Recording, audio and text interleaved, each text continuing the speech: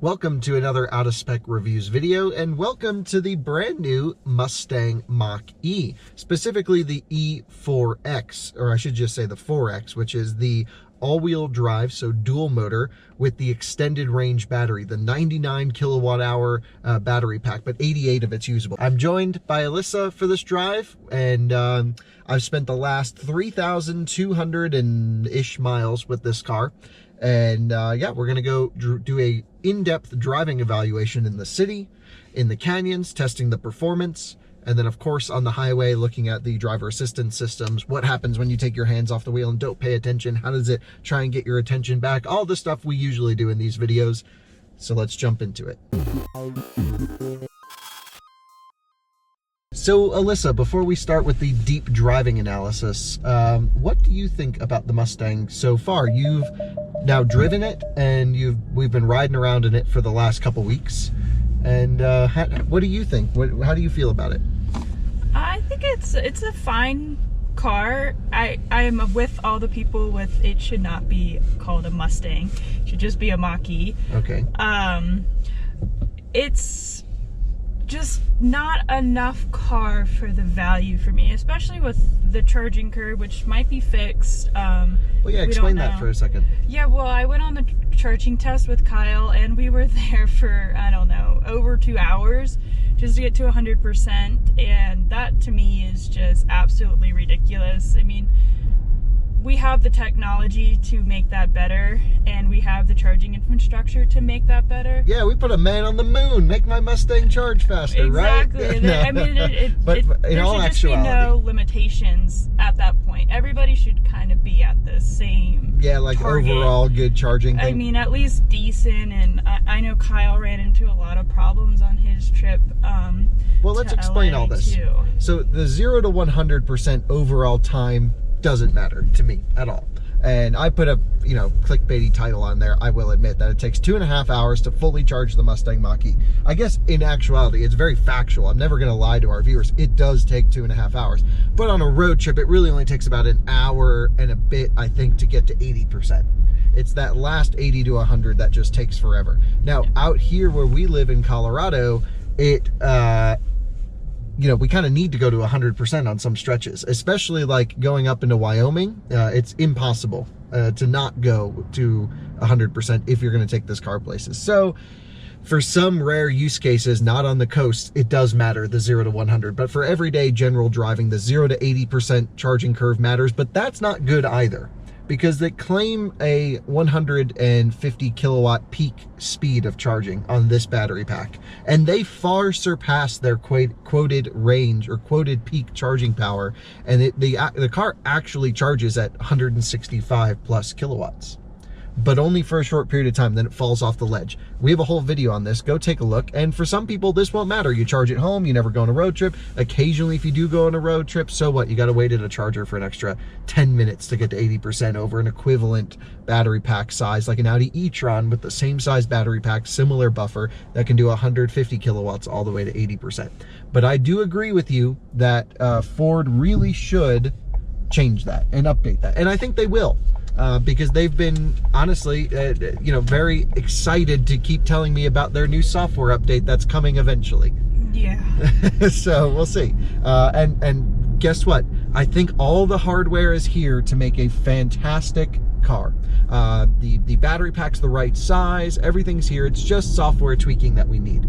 And so overall, though, if you had to drive this car daily, let's forget about the road trip ability, because that's a very limited use case for a lot of people. How do you feel about this as like a daily driver commuting to work, cruising around the city, cruising around the highway? How do you think about the tech and the value per dollar, really? Well, I haven't really driven on the highway, so I won't be able to really speak upon that other than just watching you drive it on the highway. Sure. But I mean, just driving around, it's just a normal car to me. I don't find anything special about it. It's not like super duper fast or anything like that, and it's the only thing I struggled with, and I know Kyle struggles with, and you'll probably see a lot in this video, is the braking on this is just horrendous. Astronomically bad.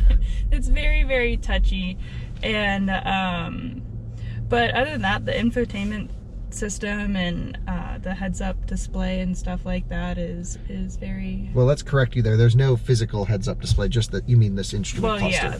Yeah. No, I know what you meant, but our viewers will be like, they put a heads-up display in the Mustang? Yeah. What? I mean, it's all nice, and I like how they designed this car specifically, and I think it looks the part. Yeah, I think it looks good. I don't think it looks bad. But I wouldn't personally buy it for myself as one of my first EVs. You'd prefer, what car would you prefer over this? I mean, if I never met you and I didn't have the knowledge, I mean, I would honestly probably go the Tesla route at this point.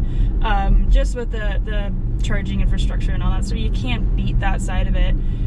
Now in the next 5-10 years, that can be totally different, and the options will be a lot So you're bigger. still a Tesla person? I am not one of the Tesla junkie guru fans, but if I were to drive an EV and I wanted, because I've said it before, I'm very practical with all my cars, that would be something that would be a huge thing for me, because I wouldn't want... Just ease of use. The ease of use. I mean, it's just... I wouldn't say it's too self-explanatory. I mean, there's a lot to learn about it, but once you get it, you get it. Well, yeah, our audience kind of knows how that stuff all works for the most part, I think. Yeah. Let's talk about how this car drives. So, from the passenger seat, how does it feel? In terms of noise, vibration, harshness, also suspension comfort. Are there any weird ergonomic things that really bug you about this car? No. No, so the seat's comfortable? Yeah. And a noise, vibration, harshness evaluation? I haven't had any complaints, no. No complaints. So I'll tell you how I feel then, because I can talk for a while about all this stuff. Yeah. Really quiet cabin insulation, first of all. This car does not have double glazing on the glass like an e-tron does, or some other EVs we've tested, but super quiet in here. I mean, it's ID4 quiet on par. So then you also get the suspension, which is very compliant for on-street driving for as well as it handles in the canyons. You know, there's always trade-offs when you're designing suspension systems, which is, do you make the car overly rough and handle great, or do you make the car you know, overly squishy and handle a little bit worse? The ID4 definitely goes the comfort route. But actually, because that car has active dampers and really good, actually natural chassis control, that car still handles really well in the canyons. This car is definitely tuned more towards performance, but this is where I kind of fall out of love with it, which is driving it hard, because you're beating me up on the street a little bit more. It's still fairly compliant, of course, but when you get it in the canyons, it's not actually that great. We'll talk about that. Yeah, just tire selection, no way to turn off stability control, and you can jump to that section of the video, and I'm with my friend Drew, who owns Martian Wheels, and we talk about all that. Let's talk about the 3 different regen characteristics you can put this car into, because it's quite confusing. The first is one pedal driving off and the gear selector in D, in regular drive. And this is where it's going to be most familiar to like a combustion vehicle. So when I'm driving and I lift off the accelerator pedal, you get pretty much coasting. It regens slightly. Now, one of my problems with the Mustang Mach-E is it doesn't actually give you a power gauge. You have no idea when you're outputting power or charging. Almost every other EV on the market tells you, you know, how much power you're giving relative to, you know, your available power meter, and then you're also on regen. Here, there's no indication as to if I'm truly coasting or if I'm regenning slightly, which I think is a real shame. So in drive, it drives like a normal car. Then when I touch the brake pedal, it will blend in regenerative braking, and then it will switch to friction braking, you know, basically on top of the regen. And based off of my experience in the snow, this car, whenever the wheels start to lock or you get into anti-lock braking, so when ABS kicks in, regen shuts off, based off my gut feeling. Again, no gauge here. So it cannot maintain regen through ABS braking. But the brake pedal is blended, and so that leads to some problems here. We'll talk about that in a second, but basically drive, coasting, you touch the brake pedal, you get more regen, then it switches. Then there's an L setting, which is you twist it to drive and then you select L. And you need to do this every time. If you go to reverse and back to drive, you need to put it in drive and then select L. And L is, I guess, like low mode. I don't know. This does regen off the accelerator pedal a bit. So it gives you more regen than drive, but still not full regen off the accelerator pedal. So it's enough to like slow down in city driving, kind of like we're doing now. And then when you touch the brake pedal again, it will increase the amount of regen before it friction brakes. So you have this as an option. It's a great way to sort of get used to one pedal driving. And it's good for long downhills because in L mode, when you lift off the accelerator pedal, you know it's not blending friction brakes off throttle like one pedal driving does. So I use this when I'm going down steep mountain passes, for example, where I just want the most amount of regen I can get, but knowing I'm not using friction brakes. And then I can select one pedal drive here in the screen. You can do this for each of the 3 drive modes, which we'll talk about after this. So in one pedal drive, the distinction between D and L goes away. It doesn't matter what mode you have it in, it doesn't change the way the car drives. And this is pure one pedal driving. It's actually a really nice feature, I would say.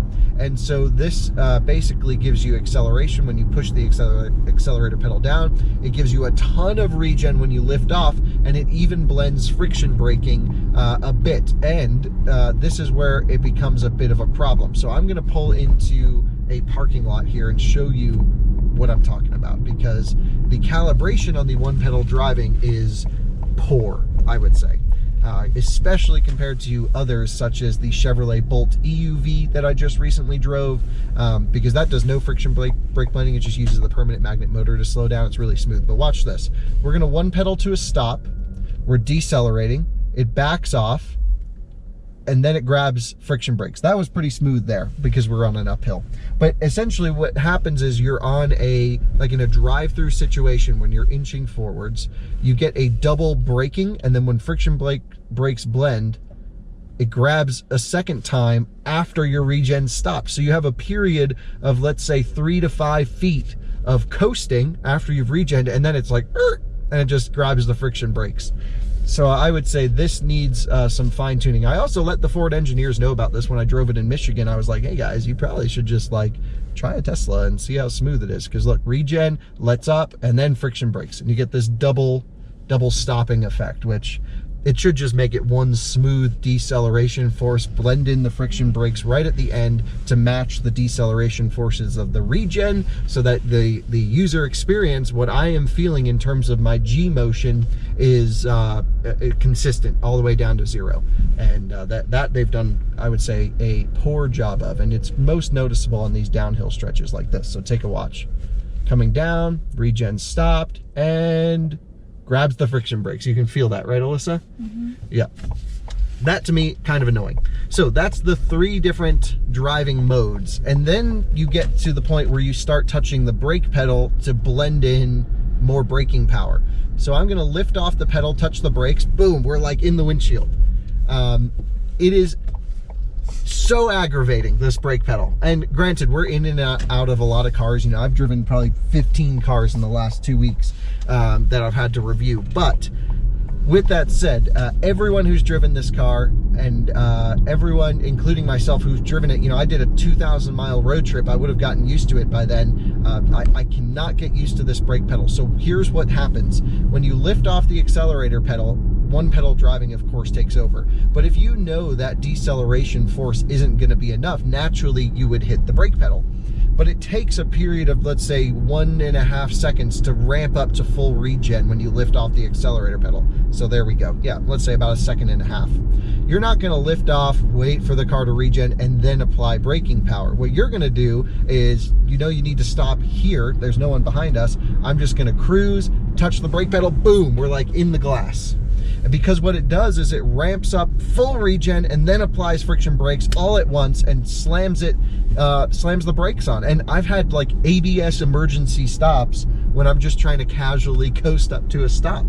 I cannot understand for the life of me how someone signed off on this brake pedal calibration, because it makes the car so uncomfortable to drive. I mean, Alyssa, look, we're just in a normal driving mode. How many times have we been driving where I've just slammed on the brakes? Way too many. I've yelled at him for it. Yeah, I get yelled at for this all the time. And same, Drew drove it yesterday, and Dave had it too. And we all can't get used to it. And did you feel the same thing when you drove it? Yeah, for the brief period I had it. Yeah. So I can't for the life of me figure out this brake pedal. First off, the brake pedal has no real feel in it. It's not it's connected to an electronic servo, but it's calibrated wrong. Also, no ABS feedback through the brake pedal. You get a hint. We'll talk about that in the Canyon Drive, of course. But the braking power is fine. There's no question the brakes work. It's just they work way too well, way too quickly, causing like an like I just went a half an inch on the brake pedal right there. Yeah. Crazy. So driving around the city for me is an uber frustrating experience. Also, I think for city driving, the seats are quite comfortable. We'll talk about them on the highway on my road trip. That's where I think they're lacking. In terms of sizing, space, turning radius, it's all good. The car has a relatively large front trunk, okay sized rear trunk, really great rear seat headroom, all of the things you would need to like go shopping around town this car can do. Good 360-degree view cameras and great acceleration. I mean, you seem to allude that it was slow. I don't think it's slow at all. I think it's pretty fast. Okay, but I would, it's not, performance Tesla fast, but keep in mind, this is not the performance Mustang. There will be a GT version that will be significantly faster than this car. So it's okay, you're buying the slow one if you get this car. And it's not slow, it's fine. Yeah, so in urban environments, let's just head over here. We'll make a U-turn, for example, and we'll just do like a little 3-pointer in this parking lot. The steering weighting when you're not in unbridled mode is really nice and quite light, easy to turn. I think the steering's a true highlight of this car, and it's one of the best points about this whole vehicle. And it's very quiet. It's just a comfortable car to like cruise in. Like if you're going to use this for your daily commuting, no problem. Wouldn't you agree? Yeah. And you can do little slides, which is nice. But yeah, we'll get into that in the Canyon section. So let's jump over to the Canyons. Very mixed bag of emotions here in the city, which is, I would say, to sum up our city impressions, how would we sum this up? Comfortable, but aggravating. I mean, it's honestly just, if they fix the brakes, it would be fine. Totally agree. Yeah, brakes and make one pedal driving smoother. Yeah, well, that part really doesn't faze me. No. So I guess I'm more in tune to the fine minutiae. Right, yeah, I didn't even notice that. So yeah, okay. If they were just to fix the braking, I think overall with the general population, it would be better. Totally agree. If you look at it from a normal person, they don't know how smooth one pedal needs to be or should be, and honestly, most of them probably won't even use it. So, okay, yeah, braking's really the only issue. It took us the 15 minutes to explain that. Yeah, sorry. You join us now in the Canyons. My friend Drew is here. And Drew knows a thing or two about performance cars, and I've also had Drew as a passenger before, and yeah, you're a better driver than you are a passenger in some cases. Thank you. You're welcome. I guess. You're welcome. So let's just floor it. We're in the Canyons, and time to see how the Mustang does. Is it a true Mustang? Drew, you just drove it in the Canyons. While we're on our way, what do you think? No. You don't think it's a true Mustang? I don't. If you think of a Mustang as a, as a sports car kind of first, and then, all the other things the car does after that. I don't have a whole lot of experience with Mustangs, and the ones I do are like GT500 and things, the really hot ones. But, sure. But this doesn't give me any of those feelings. So nothing real fun. Nothing real fun. Yeah, and I think, same thing that we experienced when we drove the car in the city. A lot of the problems or the issues, the annoyances that make the car not fun are, a lot of it's software calibration related. So brake pedal, for example. Yep. How would you almost describe it? The way I think about this is like there's no brake pedal feel at all. It's just a sponge, right, or a rubber spring-ish type thing. Yeah. I guess whatever you are getting must be a spring or something like that, because there is no mechanical connection. It's a switch, so it's an electric switch that then operates a servo, which is creating your hydraulic pressure. So you are disconnected from the brakes. So that leads to just not having much feel at all, or right. no real feel. No real feel, and what I find is that I'm constantly hitting the brakes harder like that. Right. And I'm just tapping the first inch of the pedal there. Yep. It's like not progressive. So basically your progressive. increased brake pressure doesn't follow the linear nature that you're putting your foot on the brake pedal. Exactly. Yeah. So that's where, over-the-air update, fix that. Sure. Tune that. But in terms of overall power, again, this is not the GT version of the Mustang. Mm-hmm. I think it's plenty powerful for having fun. I also think that there's quite a bit of oversteer on corner exit with hard power. Mm-hmm. And the reason that this is happening is because the Mustang Mach-E 4X, which is this one, extended range, all-wheel drive, uses a large rear motor and a small front motor. Mm-hmm. So when I nail it out of a corner, Mm-hmm. I can induce small angles, Yep. which is really nice. So Yeah. we've experienced now on the dirt a little bit that the chassis is naturally understeery though. Exactly. And so the oversteer that you get is because of power overwhelming the rear tires. Yeah. Right, it is not a naturally balanced chassis. It's a plowing type chassis. And you feel the weight, like Yeah, it's kinda always like- conscious of the weight. Yeah, so there's the brake pedal hitting harder than I would like. Sometimes it lets you turn off traction control, sometimes it doesn't. There we go, a little bit of fun, but like not progressive because stability control never shuts off. So you're able to basically back down the system like that. Yeah. So here, I'll stick it into this corner, power out hard, and you can see stability control flashing. Yeah, exactly. Which is, to me, not representative of what a Mustang should be from a holistic building standpoint. You should go into this with the methodology that this needs to plow through crowds. It shouldn't be easy to handle. Right? Like I can drive this at the limit all day, as can you, and not even think about it because it's just too easy. Yep. You shouldn't be able to do that in a Mustang. Yeah. So I guess props to the team for making it very easy to drive it fast. It's very predictable in terms of what it's going to do when you get into a corner, which is primarily understeer, and when you put your foot down, primarily oversteer.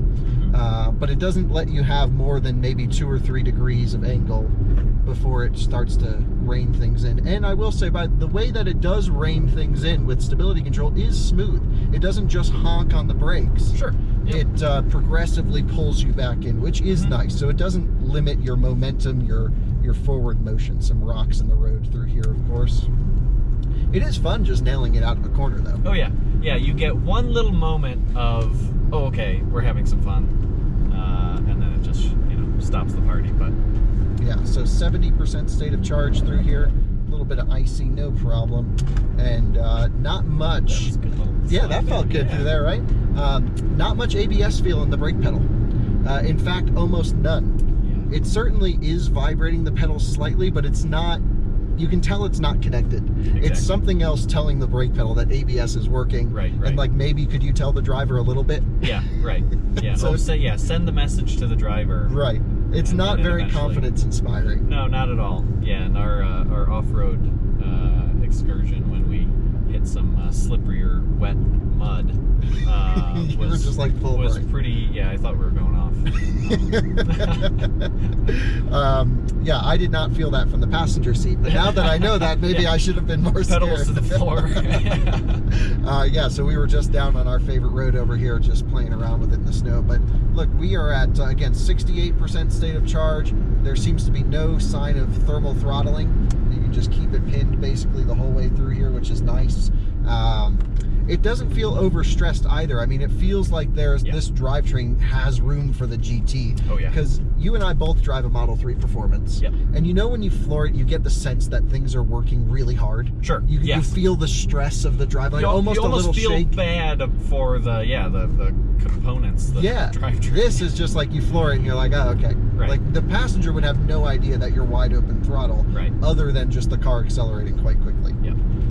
Yeah, so in terms of steering, the ratio I think is really nice. I really like that it's not overly quick like Model Y, which is this car's closest competitor. Really lets you work the wheel around. And I have to say, I actually don't mind the steering. I know you were not a huge fan of it. But driving it here, I know exactly what's going on up front. Yeah, on these roads, I like it a lot more. In sort of in-town situations, it doesn't feel as natural. I see. For me, anyway. So there's 3 driving modes, and right now we are in unbridled mode, which is just a fancy way to say sport. And ooh, nice M4 CS perhaps, definitely a competition. It's in that CS blue that they all came in. The yeah, so the unbridled mode basically is like your sporty setting, but it doesn't really seem to do anything really. You get little angles. Like, it's fun just to do that. Right. And I think for the person buying this car, for fun. Yeah, it's just for fun. But it's not like you can sustain it. The car won't let you hold it. Yeah, it's not Model 3 track mode, you know, drift mode where you're just fully sideways. Yeah, all day. Yeah. Yeah, the brake pedal thing though coming into there is so annoying. That's probably my biggest complaint in how it drives, you know, dynamically is that. Yeah, because I think actually, yeah, go ahead. Yeah, just, you know, pressing the brake pedal, you know, more and more, you get to a point where all of a sudden you get a big spike, and all of a sudden you just, you know, it can get to the point where it almost, you know, locks the brakes up. Yeah, so you get into full braking power way quicker than you would want. Right. Basically, it's nice to have. So I love a firm pedal, right, where when you hit it and you know it's like things are happening. For sure. And I think one of the best is like a ceramic Porsche brake. When you get on that pedal, it's rock solid, and the harder you push it, the harder it stops. Here, it's like you touch the brake pedal, you get 70% of braking power, and then you got to go way deep to get more. Although if you hit the brake pedal quick enough, the car goes into emergency braking mode, which just locks everything up. And it's so hard to figure out when and why. And we've tried this now in the 3 different driving characteristics like we talked about at the beginning of this video, which is drive, L, and then 1 pedal. And it's all weird in each 3. So nothing that can't be fixed with software. It's got to be recalibrated. Nice. But again, locked me down. Yeah, right. So, yeah, look, can you have fun in this car? I'm enjoying it. I love the little angles on the way out. I think for an SUV, I actually feel like it's easier to drive this more quickly than a Model Y. Because Model Y, to me, I don't like the steering so much. I always find that I turn into a corner much more quickly than I would like. Same with Model 3, of course. Yeah, I do notice it more in the Model Y for some reason, though. I think it's because you're taller. I feel it, too, in the Model Y more than the 3. And I just think it's because you get that inherent little extra body motion that goes with it. That is a big-ass trailer. Damn. Yeah, the thing is wide. Yeah, gorgeous views up here today. Perfect day for a drive, honestly. Nice and warm, 53 degrees up at the top of the hill. Little cattle guard, hit it with power.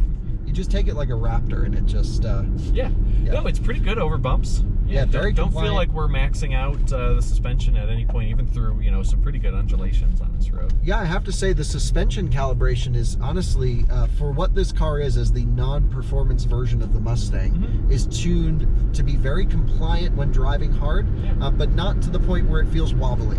You definitely feel the weight, no question. Yeah, and in order to, you know, get rid of that feeling of the weight, you'd need to go stiffer. You'd have to give up ride quality. And you'd have to give up ride quality, and so it is probably a good blend for most people. Yeah, and look, we're just sitting at wide open throttle, and I think it might be thermal throttling slightly through there. Yeah, we're uphill a bit, but that did feel a little bit slower. Yeah, that's pinned. Okay. So, it's thermal throttling. Yeah, that's yeah, for sure. Yeah, we're actually not gaining speed right now. Yeah, wow. It's going between 78. My foot's welded to the floor. And we're still at over 60%. State of charge, which should have full power. Yeah, so I definitely would say track day in a Mustang Mach-E, no way. No, not even. Yeah, this stays on the streets for sure. Oh, it's really thermal throttling. That's pinned. Wow. But again, you don't have a power meter, so you don't know. Yeah, where's our power meter, Ford?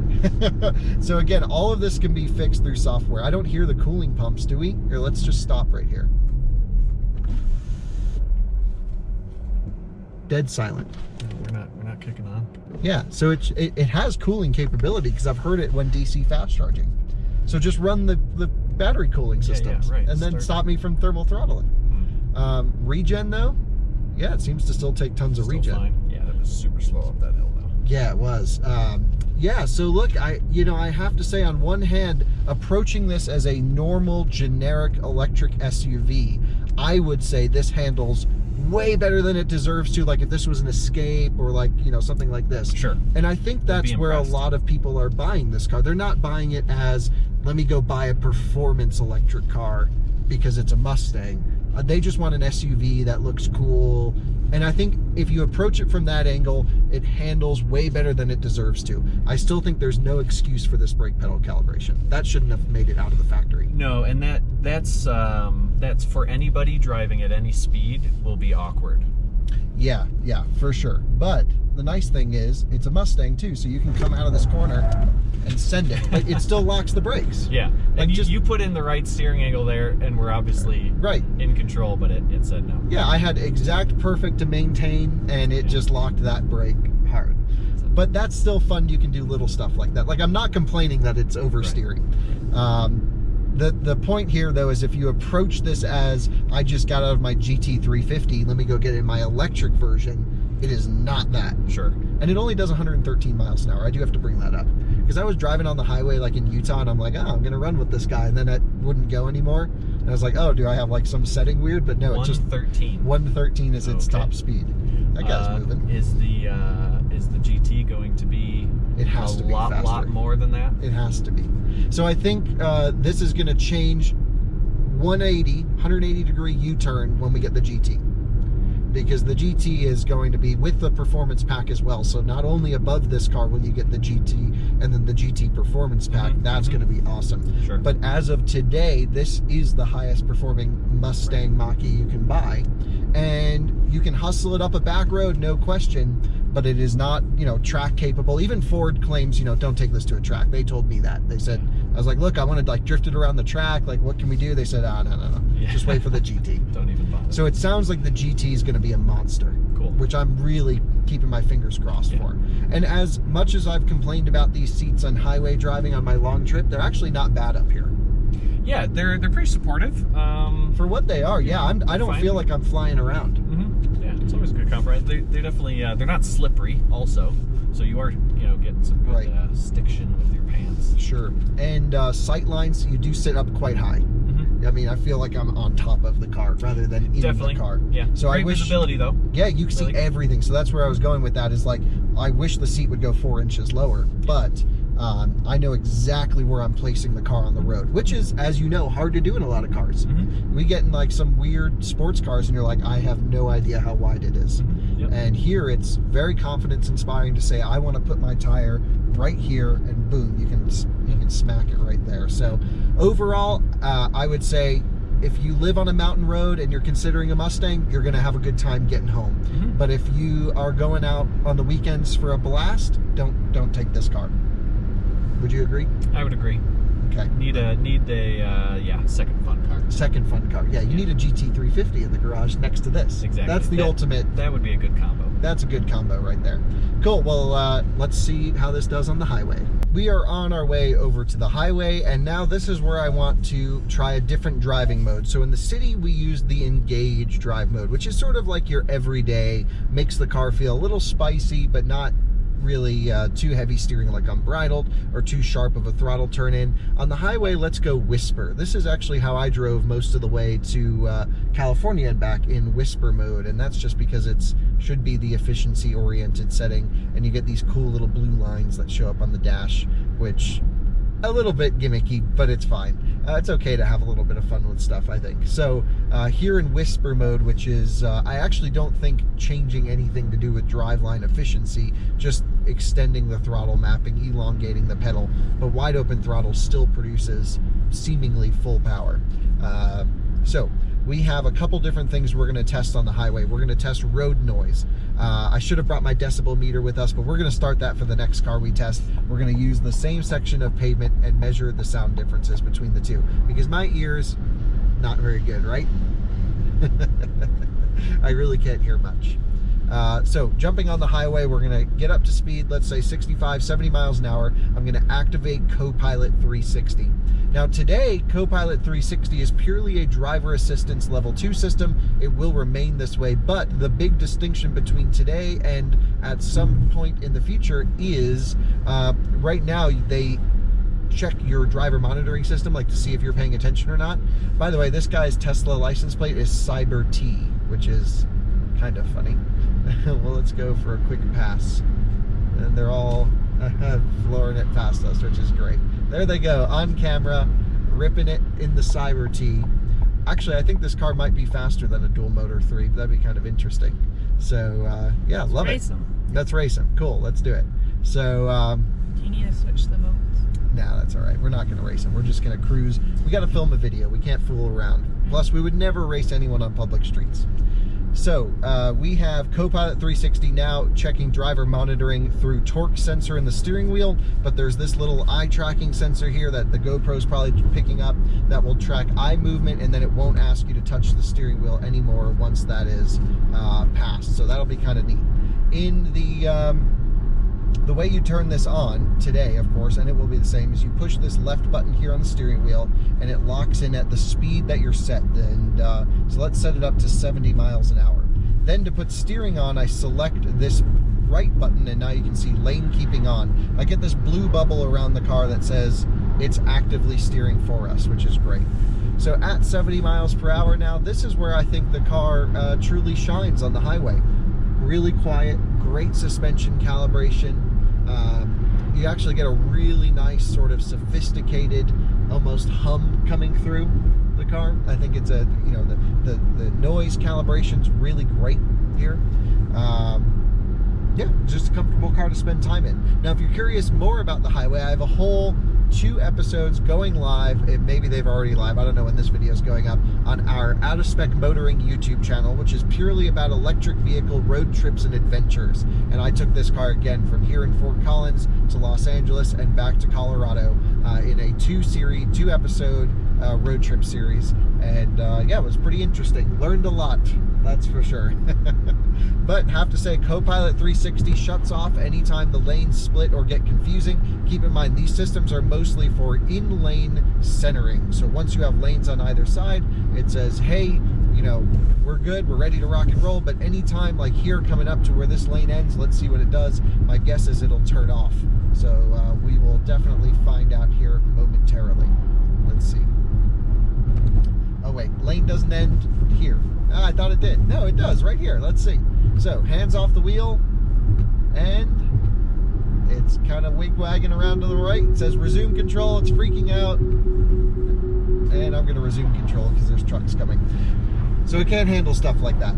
And sometimes if the sun hits the system right, it just veers hard left, I've noticed. And it's like, whoa, if you're driving into the sun, be careful, because you're just cruising and then it's like, and the F-150 power boost did the same thing as well, same system. Also noted, I do have to point this out, I was cruising on the highway at some point, and the sun was at the right spot, and the hood sculpting like shot the sun right into my face, but I got real tan on that drive. That was actually on the drive home from picking it up. That was pretty funny. New Nissan Armada going by. We just put up a review of that a couple weeks ago. Go take a look if you're curious. Pretty interesting vehicle for sure.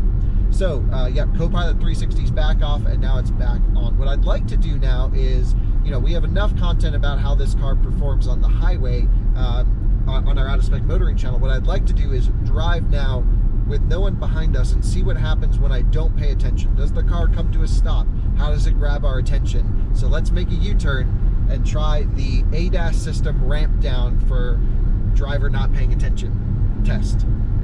Official test. So we are engaged on Copilot 360 at 70 miles per hour. Once this turn sort of straightens out a little bit, there's no one behind us, I'm going to remove my hands from the wheel, and we're going to watch to see what the car does to get the driver's attention back onto the system. This is hugely important because some of these systems are getting so good that people are relying on them and texting and not paying attention, or even falling asleep, we've seen, and this is extremely dangerous. These systems are very basic in operation, extremely useful on the highway and reduce fatigue. I would never get a car without it at this point, but it's sort of important how it takes control. So right now we get a visual warning. It says, keep hands on steering wheel. It's now gone red and it's beeping at me. Still doing the same. Now it says resume control, really beeping at me. Now it's slowing down. It's still steering. The Copilot bubble's gone away. We're at 59 miles an hour. No one's behind us for miles. It's slowing down massively, but not as aggressively. So like the Volkswagen system slammed the brakes on, the Porsche pulls the seatbelt. Where are we going? It's put us in a turning lane, although I don't think that was intentional. I think it just followed the lines. Yeah, it didn't like try to pull over for us. It's just pulling down to a stop. No one's around. We're good. Now it's accelerating.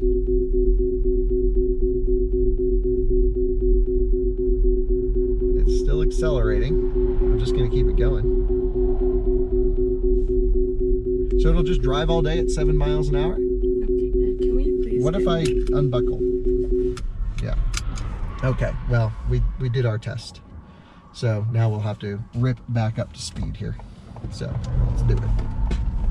Okay, well, I would say that was interesting. I've never had a system re-accelerate and not come to a stop. Didn't put the hazards on, didn't beep the horn. So I would say from a alerting other drivers that something is wrong perspective, it didn't do a good job, and most systems don't. The Tesla puts the hazards on, the Volkswagen puts the hazard on, but I don't believe the Audi or Porsche systems do for Taycan or e-tron. I'll have to go back and check, but definitely this did not put the hazards on, as far as we could tell. It also didn't try and yank my seatbelt. It didn't jab the brakes to wake me up, and it was just a faint beeping noise that definitely wouldn't get me out of a sleep. So I would say to the Ford team, it would be really nice to have something jolting to wake you back up. I really think Audi's system is the most aggressive with the braking, and same with the Volkswagen. I mean, it's just like, and it's 2 times in quick succession. I mean, it might warp the brake rotors, but it wakes you up. And yeah, so I would say that is it's better than some systems that just like keep going. Like Hyundai's system doesn't do anything. It just keeps going, shuts off, and then you're just off the road. So yeah, better than some, but not nearly great. Love to hear what you would think. Thanks for joining us on our drive in the city, mountain, and highway in the Mustang Mach-E. I know it's a long video. I know we go into a lot of rambling, but people seem to enjoy them for electric cars. Do you enjoy them? See you on the next one. Bye, guys.